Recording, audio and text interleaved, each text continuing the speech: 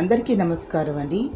Bachirao online competitive guidance సెంటర్కి welcome అండి. ఈరోజు కరెంట్ అఫైర్స్ పార్ట్ 4 వచ్చి ధనధాన్య కృషి యోజన అనేటటువంటి పథకం. ఇంతకుముందు వీడియో దేని గురించి ఎప్పుడు ప్రారంభించారని చెప్పుకున్నాం. దీని యొక్క ఉద్దేశం వివరంగా చెప్తాను. ఇది ఖచ్చితంగా ఫ్రేమ్ చేయడానికి ఒక క్వశ్చన్ ఖచ్చితంగా దీని మీద వస్తుంది.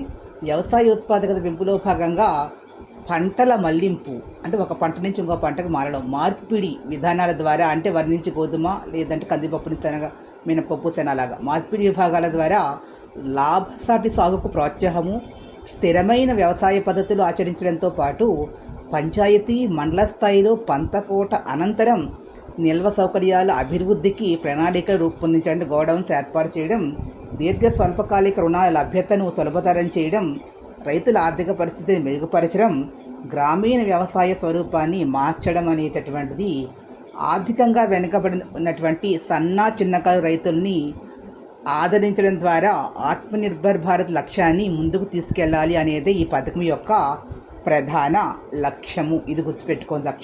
ప్రధాన లక్ష్యం ఏంటని అడుగుతారు. అదేవిధంగా జిల్లాలో ఉన్నటువంటి కృషి విజ్ఞాన కేంద్రాల వద్దన ఈ కార్యక్రమాన్ని వారికి చూపించవలసినటువంటి రైతులకి అవగాహన కల్పించాలనేది కూడా ప్రధాన ఉద్దేశ్యంగా ఉంది. ఈ పథకం ప్రారంభం రోజున జరిగేటటువంటి కార్యక్రమము లక్ష్యం ఏంటి అనేది.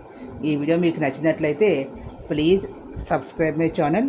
Thank you to all. మరిన్ని వీడియోలతో మీ ముందుకు వస్తాను. Thank you to all. Please subscribe my channel.